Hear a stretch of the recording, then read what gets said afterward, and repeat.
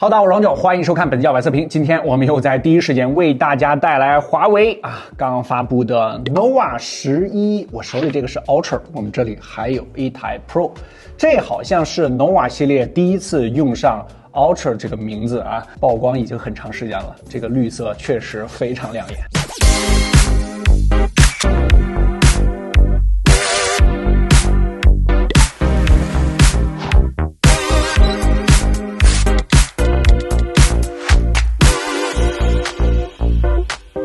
昆仑玻璃，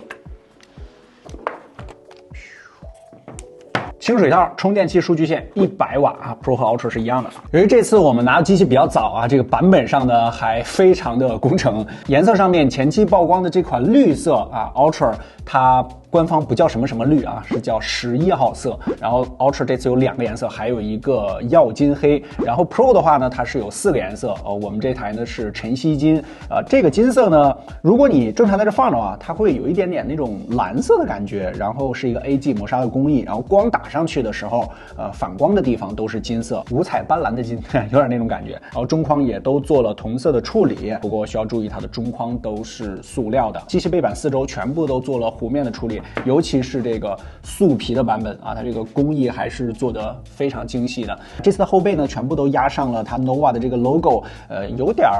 奢侈品包包的那个感觉啊。官方名字叫星耀素皮压花工艺。如果要是女生配一个同色系的包，拿在手里应该挺好看的。11号色的这个镜头模组呢，绿的也是相当的彻底，包括它镜头外圈这个部分啊，做的还是非常细节的。这次的镜头方面呢，都用了一个星轨的设计，它里边有一圈纹理啊，看起来还挺好看的。然后横置的话很多人说跟那个 P60 Pro 很像，确实，只不过是两侧的这个眼睛稍微靠下了一点。然后正面看的话，它是在一条直线上，看起来我觉得还更和谐了一些。它的屏幕部分呢也是有一些曲的，所以难免这个两侧呢会有一点点偏暗的问题啊。不过它和中框衔接的部分这次做的还是很舒服的啊，并没有什么沟沟坎坎，这一体性做的也很好。整个正面视觉观感就非常华为了，它基本上做到了两边等宽啊，顶部和底部是差不多的，然后两侧因为它是曲面屏嘛，更加收窄一些。这个 ID 设计，尤其是这个11号色啊，确实辨识度绝对拉满了。满分10分的话，你给几分？我觉得女生应该是很吃这一套的。这块屏幕的核心配置给大家打出来啊，6.67的一个 OLED 屏幕，然后也有1440赫兹的 PWM 调光。外玻璃方面啊，刚才我们说了，这个昆仑玻璃啊，这次的 Ultra 的话，全系列都是昆仑玻璃。然后跟 Pro 的区别呢，还有一个可变光圈啊，其实区别并不是特别大。然后标准版和 Pro 呢，他们2个都有昆仑玻璃的版本，所以我个人这次我觉得区别不大啊，还更倾向于11 Pro 一些。这11号色拿在手里确实挺有感觉，我建议你不要带保护壳了，因为如果一戴上的话，就牺牲了这个皮质的，还有这个压花的感觉。188克，4500毫安时的电池，7.8毫米。这台玻璃版本呢是193克啊，中间差了5克。性能配置方面呢，我们直接给大家打出来啊，788G 4G， 大家都懂的嘛，这个没什么可讲的了啊。影像方面，这次 Ultra 之所以 Ultra 就是大哥下放啊，它是有可变光圈的。其实，在外画这个镜头上，你都能看出来这个荷叶。而且这次有个很值得点赞的点，就是它没给你上什么没什么用的凑数镜头啊，白白占用你的机身空间，还增加重量。它直接就是双摄啊，一个5000万的主镜，还有一个800万的广角微距，而且前置啊，这个小药丸也是不白给你做啊，加入了一个6000万的超广追焦。我们一起来看实拍。你点开相机页面 ，nova 也有大光圈选项啊，主摄 f1.4 到 f4 4档光圈可调啊。如果想使用完整的10档光圈，也可以在专业模式里边手动调节。我们实际体验了一下啊，这组小黄花啊，分别是 1.4、2.0、2.8、f4.0 拍摄的。随着光圈值的不断加大啊，小黄花的背景虚化效果也是更加自然一些。nova 这次在色彩调教上一改以往讨好眼球的风格啊，转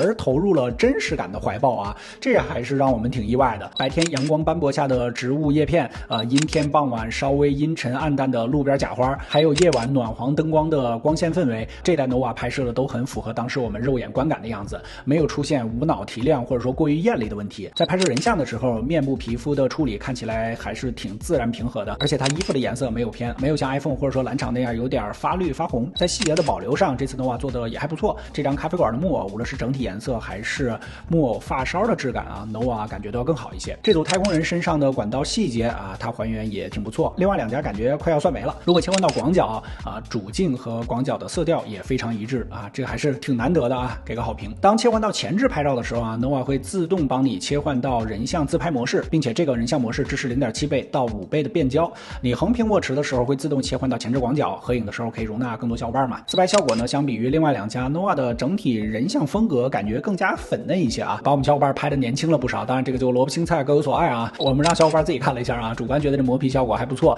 几乎看不出脸上原有的痘印了。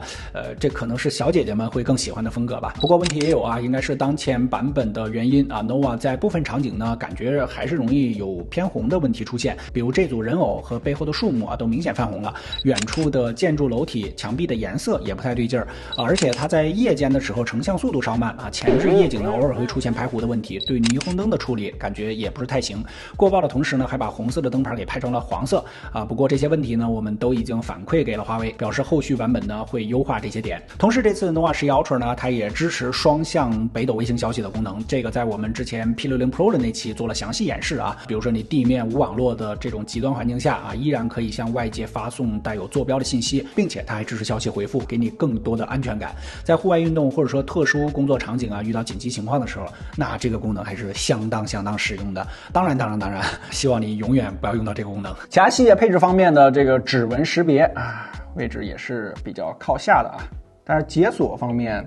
可以直接盲解，不用等待它的动画。扬声器方面，这机器做的挺轻薄，但是它也在额头的位置加入了听筒式的双扬声器。这次我们还拿到了华为刚刚发布的这个手环8，这次呢它主打的就是一个轻薄8.9毫米，也4个膜。它正面的这个前后左右呢都是有微微的这个弧面的，它整个机身呢只有14克，这上面还有一个1.47寸的一个小屏幕啊，各种运动啊，各种监测啊，这些都是老生常谈了啊。手环这种产品这个形态已经非常固定了啊，如果你要是特别在意轻薄便携啊，就非常无感的话，可以看一下这个手环8。OK， 简单总结一下啊，这次的颜色和 ID 设计依然是 Nova 11系列的主打啊，尤其是这个11号色，我建议大家还是有机会线下可以摸一摸啊，这个手感确实还挺高级的。个人呢可能更倾向于 Pro 一些，相对于它的后摄啊，我觉得它这次前摄的属性还更强一些，比如说自拍啊，这个追焦呀，或者说一些 Vlog 相关的功能，就看你个人的需求是怎么样的了。还是再说一下，我们这次确实版本是比较早的，后续它有大的这个量产版本更新之后，我们再随时在各个平台跟大家分享。OK 啊，如果觉得这期视频对你产生了一点帮助，可否在下方给我们点个赞，特别感谢。更多的精彩，大家在全网搜索国人小白测评，我是天，我们下期视频再见，拜拜。